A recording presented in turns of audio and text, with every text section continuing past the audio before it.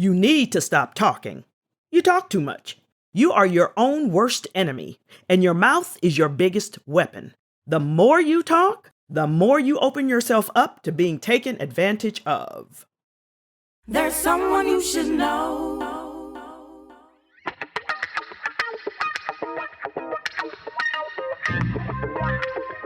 Hey everybody, welcome to the B.O.M.B podcast. B.O.M.B stands for Business of Music Bootcamp, which means that this is the place where we will drill down on the business and legal aspects of the music industry. Everything from copyrights and contracts to policies and practices. Whatever it takes to educate and empower you with the knowledge you need to make informed decisions about how to protect yourself and your music is what you'll find on the B.O.M.B. I'm your host, Professor Butler, and as a retired entertainment attorney, former record label executive, music law professor, and college administrator, I have counseled thousands of artists and musicians on the intricacies of the music business. Now it's your turn. The information in this podcast is not intended, nor should it be construed as legal advice. If you have questions of a legal nature, we strongly recommend that you contact an attorney in your local jurisdiction who specializes in music and/or entertainment law. For guidance, check out our website at professorbutler.com and sign up to receive a free resource on how to find the right lawyer for you. And now, your host of the B.O.M.B podcast, Professor Butler. Hey everybody, thanks for tuning in to the B.O.M.B podcast, episode number 1. I'm your host, Professor Butler, and since some of you don't know me yet, in this, my premiere episode, I thought I'd give you a little insight into how I think, how I work, and what I do to not only empower creatives, but challenge them to take personal and professional responsibility for their careers.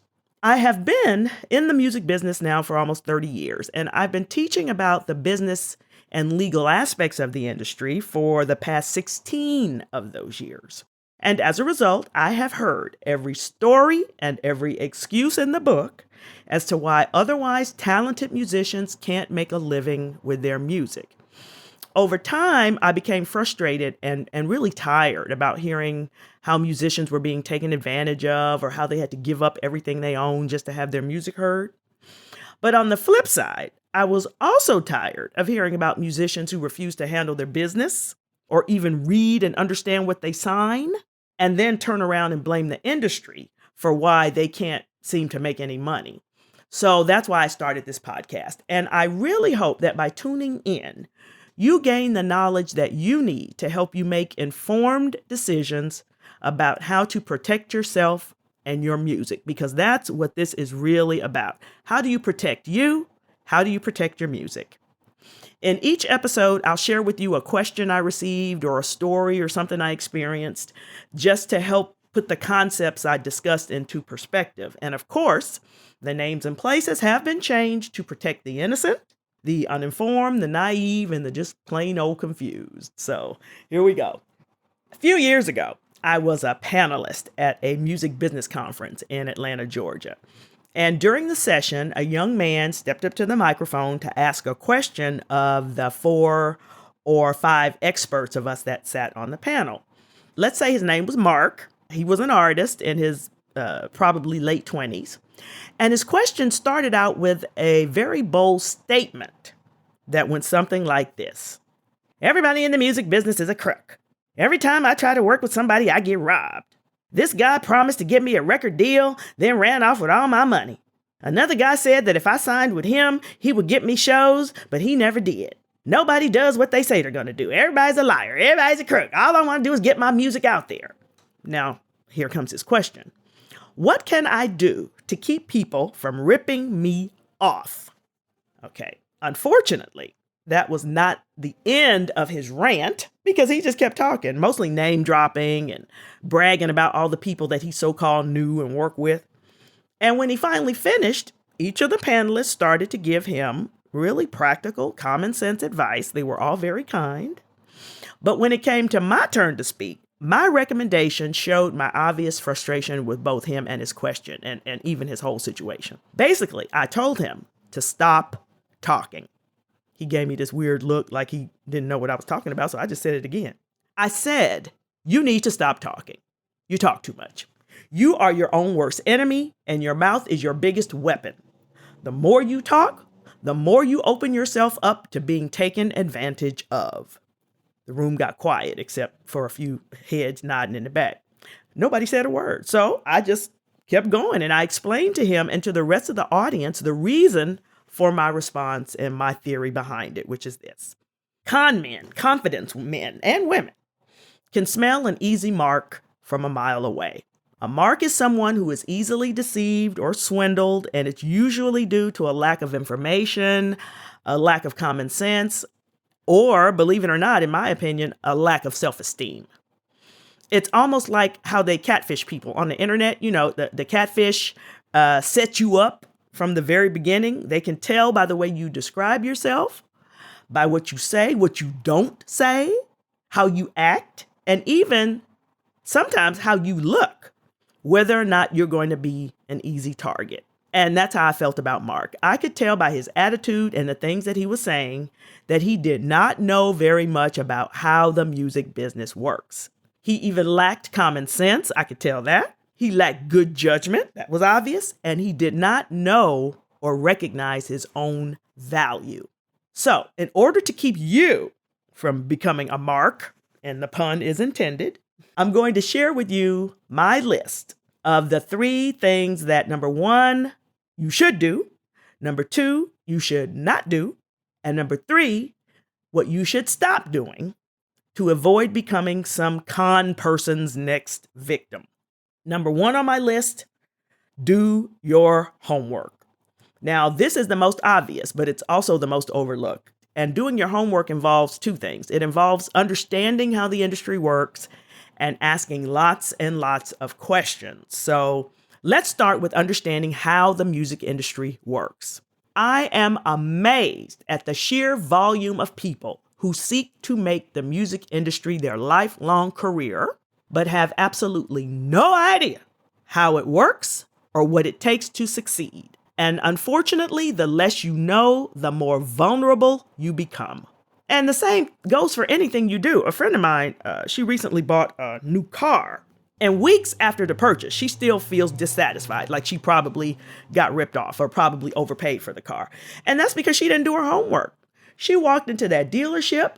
The salesperson started talking. She got caught up in what he was saying and how the car looked and ended up buying the car on the spot. She didn't shop around. She didn't haggle, nothing. Now she's pissed because she knows she probably could have gotten a better deal. But had she researched several dealerships and checked to see what the interest rate was, and what she should be paying based on her credit score, and had some basic information on how payments and warranties and all that kind of stuff work, she would have been more informed. And that's what I mean when I talk about making informed decision. You can't make an informed decision without information. Now, granted, there's no guarantee that she would have gotten a better deal, but it does mean that she would have done everything that she could have to make an informed choice that she could eventually live with. So the same thing goes for Mark and for you.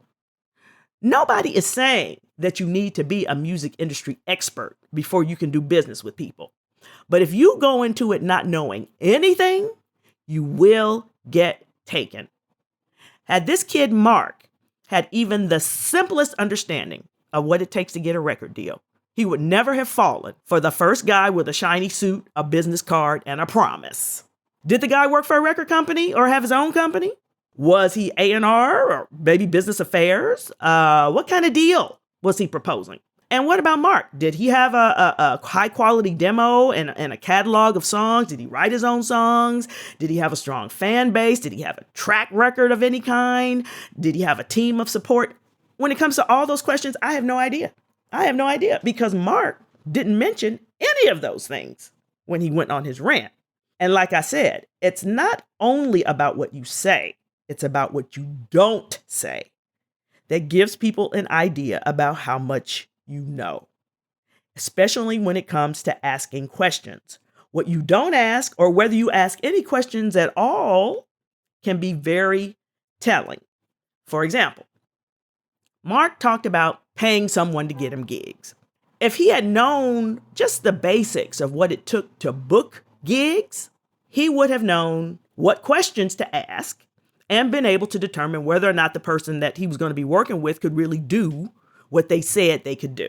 Was the guy a booking agent or was he a promoter? Did he work for an agency or was he independent? Was he licensed? Did he work on commission? If so, how much was the commission? How many other clients did he have? What, if any, success had those clients had?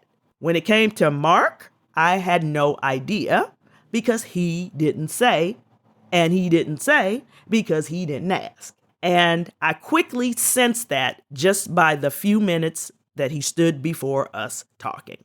Now note that asking questions can backfire if you really don't know what you're talking about.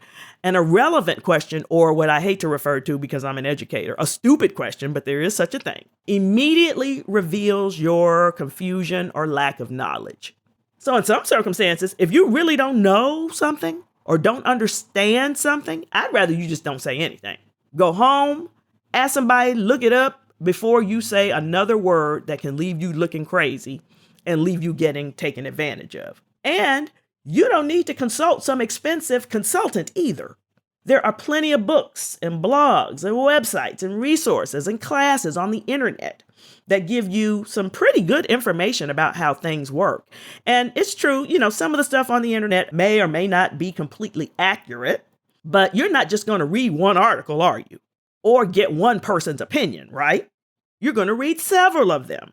And you're going to look for commonalities so you can decipher what's true and what's not. In a nutshell, the more you know, the better idea you'll have of what you don't know so that you can determine what kinds of information you need before you can move forward with the relationship. Which brings me to number 2 on my list of how to avoid being scammed. Do not work with anyone that you don't know. I'm going to say that again. Do not work with anyone that you don't know. And I know this sounds crazy, but this is how I started my career, and the times where I didn't do it, I ran into drama with people. So it's what I continue to do to this very day. I don't work with people that I don't know. Now, don't get me wrong. I'm not saying don't network or don't work with new people. I'm not telling you not to expand your circle of contacts. But I am saying, don't work with strangers or people that you have absolutely no connection with. Think of it like Facebook. You have friends on Facebook, right? Then you have friends of friends. And in order to become a friend, they must request to be added as a friend.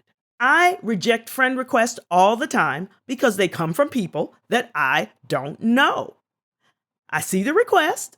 And the first thing I do is I do my homework. I check out their page to see if there's someone that I want to be associated with. I read their profile. I look at their pictures. I read their post. And I also check to see if we have mutual friends. As a matter of fact, the only time I accept friend requests from people on Facebook that I don't know is if we have several mutual friends in common. If I don't know you, so long as I know someone who knows you, we can work together. Having mutual friends says to me that we know some of the same people. Maybe we have some of the same interests. Maybe we have something or someone in common. Now, if I am that serious about Facebook friends, you can imagine the people that I used to take on as clients and currently the people that I take on as mentees. So the best thing you can do is to have friends in common, which basically means get a referral. When you don't have a relationship with someone, just rely upon someone who does have a relationship with that person. I'll give you an example. I've had dozens of artists ask me about how to find maybe a producer, or they're looking for a lawyer, or they're looking for a manager. They want to know how to find someone that they can work with and someone that they can trust. So my advice is always the same. Get a referral. Ask other people and other musicians that you do trust about who they use for production. Who do they use for legal representation? Who do they use for management services? But, and here comes the big question, what if you don't know any other musicians?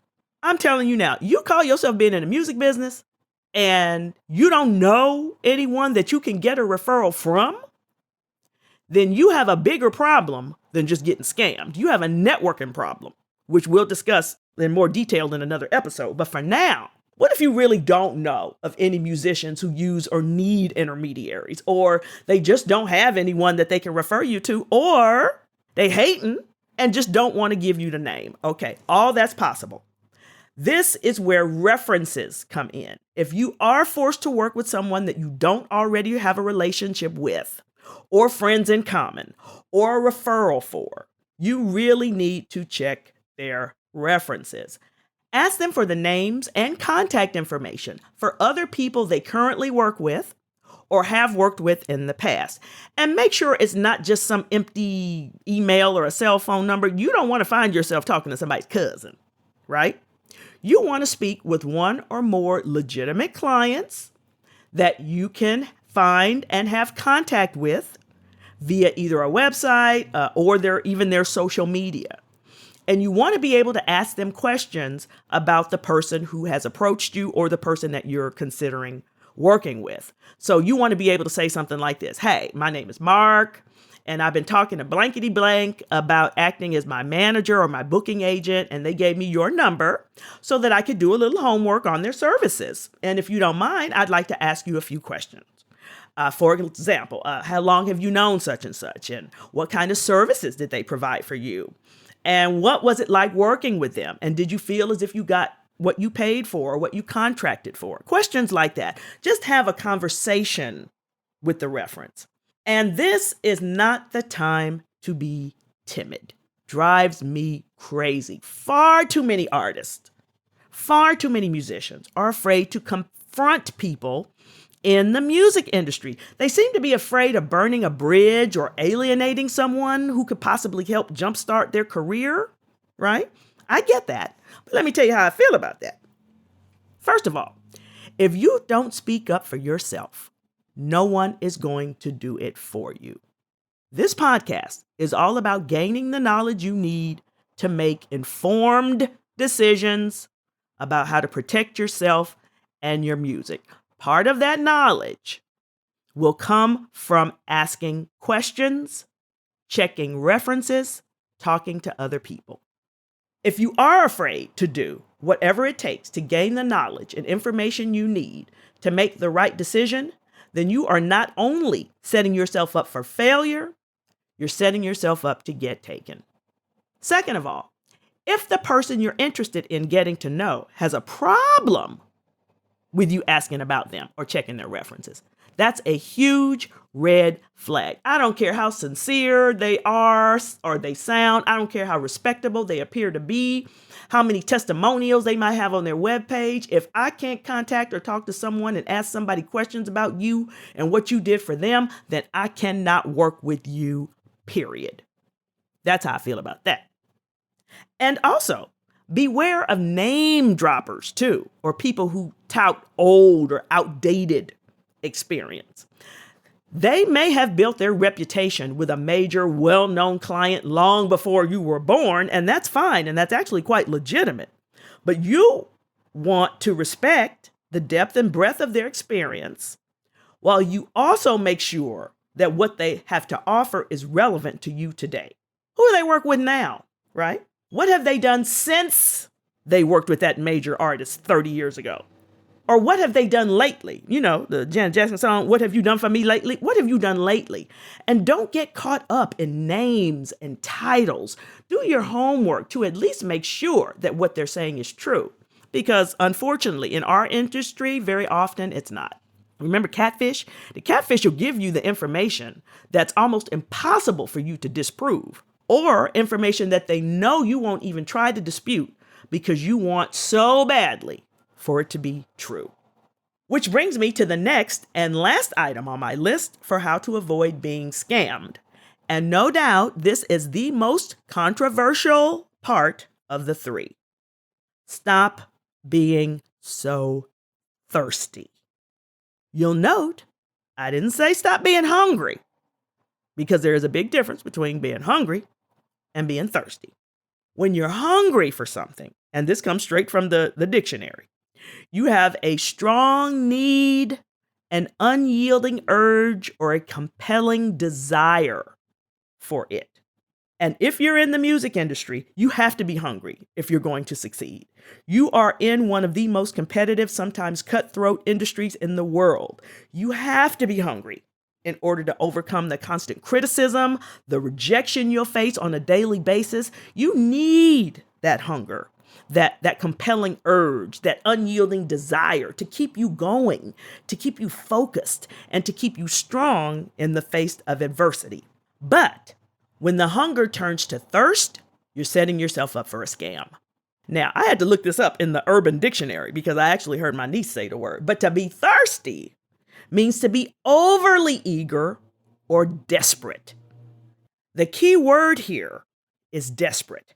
When you are desperate, you want what you want more than anything else in the world, and you can't see yourself doing anything else. Your desperation will cause you to listen to anyone and anything that gives you hope.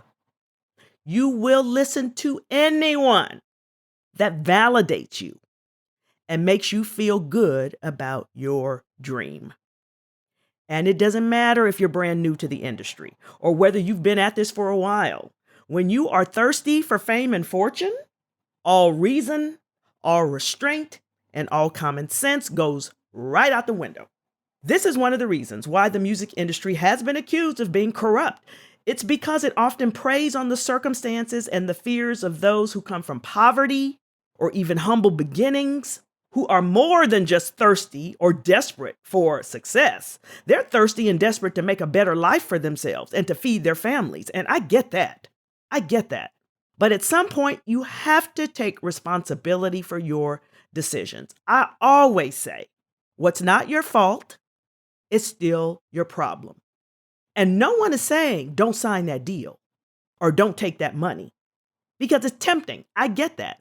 But what I am saying is at least don't take it without doing some homework and vetting and getting references on the people that you're working with. That's all. Don't give up your value. Don't give up your dignity to the point where you'll make room for any smooth talker with an Instagram page to step right on in and take everything you have. That's what I think happened to our Mark. I could tell he was so thirsty to be famous that when some guy promised to shop him for a record deal, he paid the guy without vetting him, without asking him any questions, without checking his references, and the guy took off. Somebody else promised to book him gigs. He paid that guy. Never heard from him again. They did not give him what he paid for, but they did give him hope, albeit false hope. In exchange for that glimmer of hope, he was willing to sacrifice his money, his intelligence, his self-respect, his value, as well as his values in order to make his dream come true. So just know, when you become desperate for anything, I don't care what it is, be it attention, validation, money, fame, fortune, you will end up making sacrifices that you may have to live with for years to come. So, in conclusion, what have we learned today? First of all, if you want to keep from getting scammed, whatever you do, don't become a mark. Also, don't blame everything and everybody for why you can't make a living with your music. Start taking responsibility for the decisions you made and how you conduct yourself as a music industry professional. And if you really want to keep from getting scammed, the 3 things you should do, should not do, and should stop doing are, number 1, do your homework by gaining an understanding of how the music industry works and asking lots of questions. Number 2, don't work with people that you don't know without a mutual connection, a referral, or a reference check. And number 3, stop being so thirsty and so desperate for success that you'll give up everything you own, including your self-respect, to get it. If you do as I recommend, you'll find yourself making better, more informed decisions about how to protect yourself in your music. And I'm going to keep saying that because that's what this is all about. So that's all for now and my premiere episode of the B.O.M.B podcast. I really hope you enjoyed yourself and I can't wait to see you next week. Take care. Thanks for joining me on the B.O.M.B podcast.